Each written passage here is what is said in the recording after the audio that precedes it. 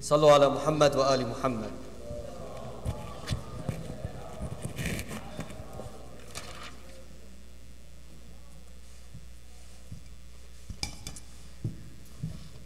Shaykhna, inshallah, our first question is for you. You mentioned that on the question of women's rights, we are always challenged. Can you offer some guidance on how to react? Bismillah ar-Rahman ar-Rahim. The challenges that we face are multi-directional. Some of the challenges come in from inside the community, the way we understand the role of female within our community in relation to male, particularly if we interpret things in a hierarchical structure in which there is an asymmetrical relationship between a male and a female, where a male dictates and a female has to take order. That is, as the speaker indicated, brother after me, that affects when children see the relationship between the parents being imperfect, and we're also having challenges from outside. So it's not something that we can deal, say, this issue or that issue. Both of them, they are not mutually exclusive. We have to deal with the various religious interpretations and reading that so far have been used by certain individuals to make female as inferior, and also look at the complexity of the challenges from outside and see how we can resolve them. Thank you. On that note, there's a very similar question. Imam Kaziruni, do you mind sharing more research that is seeking to interpret or reinterpret controversial ahadith on women? I know that there are also ahadith that are positive and empowering for women. Do you mind sharing your thoughts on that research? The essence of all the researches that now happening, that we have two images from the image that Quran represents absolute equality between male and female before Allah subhanahu wa ta'ala, their social responsibilities and everything else. And there is an image which is being represented by few ahadith which counters some of those absolute equality that exists. And what we need to do really to find out whether it is in Nahj al-Balagha or anywhere else, there is a huge debate as to which image.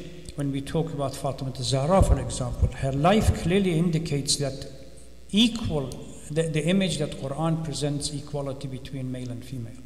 Certainly she disagrees, although there are some ahadith narrated from her that one day it says that the best thing for a woman to go to her husband's house with the white wedding clothes and then come out with the white coffin.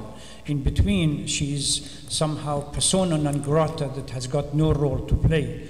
If that's the case, then why is it Zahra Salamullah Alaiha went out to address the community and the social responsibility, etc., etc.? We really need to go and look at these ahadith, challenge them if they, whether it is from various aspects of them. So these two readings are conflictual. One is in coherence with the Quran, the other one is not. So we need to address, and this is where the scholars have got to come in. Thank you. Brother Amin, this question is about your findings with regards to children attending Muslim schools versus non-Muslim schools. Do you mind sharing a summary of that research? Yeah. Bismillah ar-Rahman ar-Rahim. So we found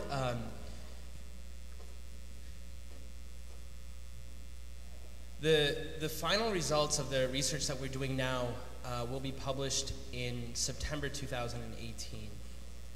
What I'm going to speak to right now are some of the observations, given that we haven't done all of the data analysis at this point in time. We know that children who attend full-time Islamic schools have a more integrated understanding of their identity compared to children who attend public school. So what does that mean? What that means is a child who attends public school is more likely to compartmentalize their identity. That is, I am Muslim on the weekends and I'm American on the weekdays. Whereas a child who attends weekend Islamic school is more likely to communicate a more nuanced understanding of themselves, saying I am both Muslim and I am American. Now the question, however, is why? Is it because a child attends full-time Islamic school, that is why this is the case? Or is it because this child doesn't have any interaction with non-Muslims? Right? That would be a healthy critique of this result. And so that's something that we are hoping to, inshallah, gain clarity on.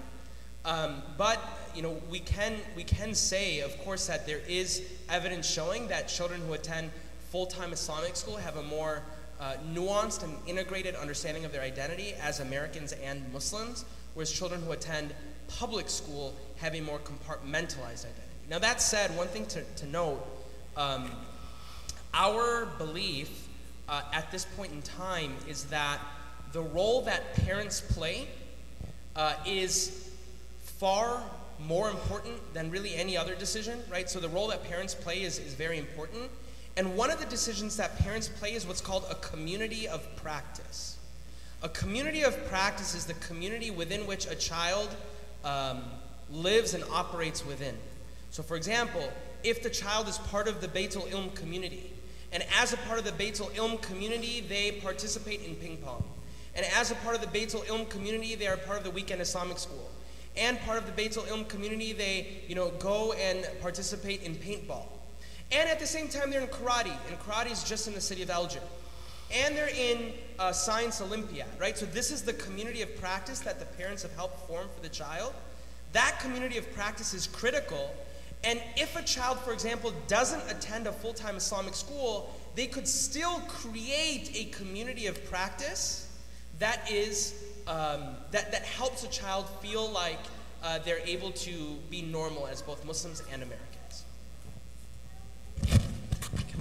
Can I add a little bit? In 1985, Muslim Parliament in England, Dr. Karim Siddiqui did similar research regarding the relationship of Islamic school versus state school. And they came to the conclusion that this was their report, that for every hour that a child spends at a public school, the parents need an hour to be able to compensate for the values that are imparted into their brain. So literally, if you have your child at school 8 hours, then you need 8 hours at home.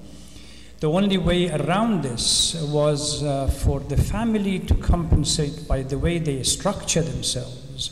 And from that study, Cat Stephen and a number of others that converted to Islam began to start the basis for Islamic schools.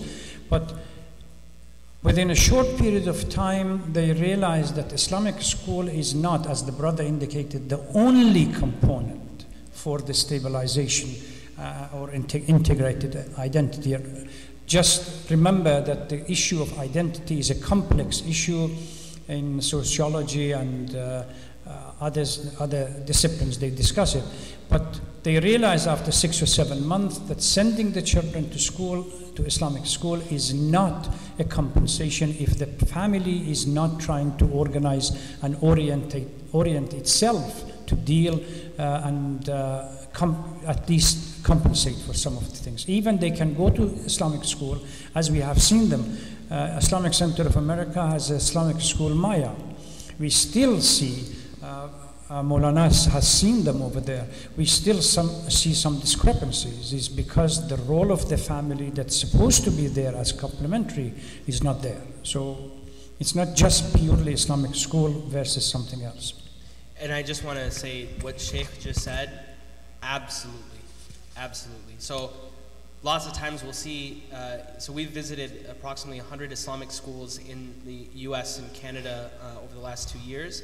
And this is one of the key observations that is found, that parents will say, oh, you know what, I'm sending my child to an Islamic school. The Islamic school is going to take care of everything. And because of that decision that's made, parents feel like, okay, now I can just sort of wash my hands of anything with respect to tarbiyah or anything with respect to raising my child, and that is absolutely not the answer. Thank you. Another question here is,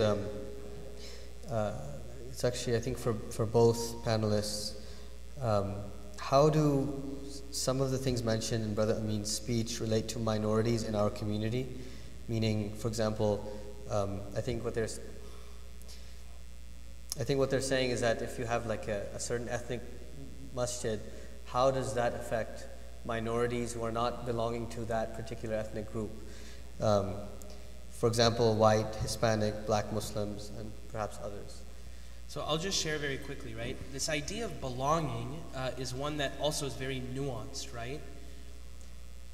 Belonging, in a very sort of crass way, belonging means to be a member of a group. When we think about belonging on a most basic level, it would be, do I feel like I belong in my family? Then when we zoom out a little bit more, it's, do I feel like I belong within my community? When we zoom out more, it may be, do I feel like I belong within my country? And so within our research, we were specifically interested with the question of, do children feel like they belong within their American context? That is the American community. Do they belong as Americans? Do they feel like they are members of the group that is citizens of America? My hope, because we know that belonging matters, my hope is that given we know that there is a challenge with respect to children feeling like they belong as Americans, at a minimum, our hope is that kids feel like they belong as a part of their Muslim community, such that when they come to their masjid, when they come to their communities, they can feel like they belong. We don't have research to say yes or no, but my hope is that we can try to create these types of environments or try to create these types of communities.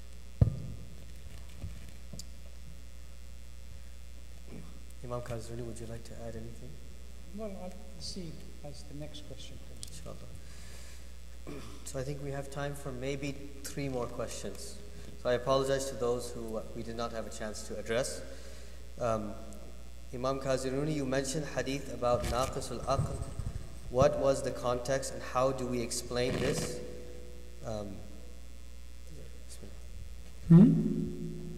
Well, we have a number of ahadith in Nahj al-Balagha in particular. There are a number of scholars that have written about these ahadith, and in tafsir comes recently al-Fiqh al-Muqaran fi Fiqh al-Mar'a. It's a book that came out, collection or compilation of views of various scholars regarding the issue of women's right and understanding.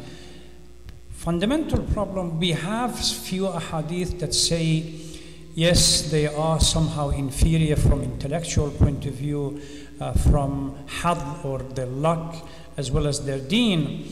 But that view counters. A number of scholars now these days say that it counters. We really need to go back to these ahadith and either challenge them or reread them again and not just focus on the literal word, but look at the context and see whether these hadith that have been narrated are correctly narrated by individuals. So I would, these research now is beginning to develop to look at this mutually exclusive image that we have vis-a-vis the women. On the one hand, Quran even says with regard to Asiya, Imra'atu Fir'aun, or Maryam, or anybody else, or even Hawa, and so on, and repeatedly verses in the Holy Quran that Allah subhanahu wa ta'ala is going to reward your good deed based, irrespective of the gender. It's on good deed. And taqwa is the criteria, etc., etc. And then we come across a number of ahadith that have been used. Strangely enough, I was reading an article by Marhum Allama Hussain Fadlullah. On the one hand, he calls for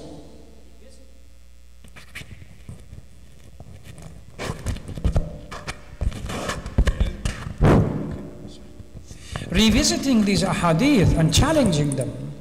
And at the same time, he uses the same kind of context when it comes to Surah An-Nisa, verse 34, an issue of beating. Because they are inferior, somehow these kind of mindset and the image which is being presented, it infiltrates even our translation of Quran. So it takes a little bit of time, and scholars are calling out that simply because grand scholars before us interpreted certain hadith in a particular way should not be a justification. We really need to step out of the box and revisit these ahadith, irrespective of what they have said, whatever justification they have.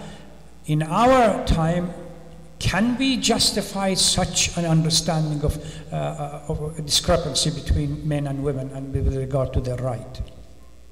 And by the way, al-rijal qawwamun ala al-nisa comes under it, dharb comes under it, issue of earth comes under it, issue of inheritance come under it. There are a number of secondary issues that when we revisited and challenged and reread these ahadith, then the whole plethora of discursive or somehow coercive ideas can be addressed. Thank you. This will be the last two questions and I'll combine them in one. Imam Kaziruni, if Lady Fatima were alive today, what do you believe her message for today's Shia community would be? And Amin, what are some concrete opportunities in our masajids that we can do to increase the self-confidence of our young people? Well, the answer to the first question, I believe we can take a leaf out of the khutbah that she gave in Masjid al-Nabi. Clearly outlined the political, social, economic, theological, religious, and juristical philosophy of Islam. Justice is absolute, and no compromise on that issue. Our interpretation of ahadith should be based on our understanding of justice. Our work, social responsibility, and so on should be based on justice. The way we obligate ourselves to work within the community, within our relationship, etc., etc. That absolute concept is the one. And the fact that we are obligated to protect this faith and pass it to the next generation. Be mindful that, as the hadith from Amir al-Mu'mineen sallallahu alaihi wasallam says, when it comes to bringing up children, as the brother was indicating earlier, we are responsible to be, when it comes to upbringing of our children, to think about the time that they are going to live, which is going to be different from our time. The values will be transmitted, but the methodology might have to be changed a little bit. So these are issues that we really need to do when it comes to obligation towards faith, whether we consider ourselves part of this broad prospect of calling American identity or not, or whether we want to belong to it, but that's neither here nor there. Yet we have an obligation to the society that we live in, to make a contribution to its well-being.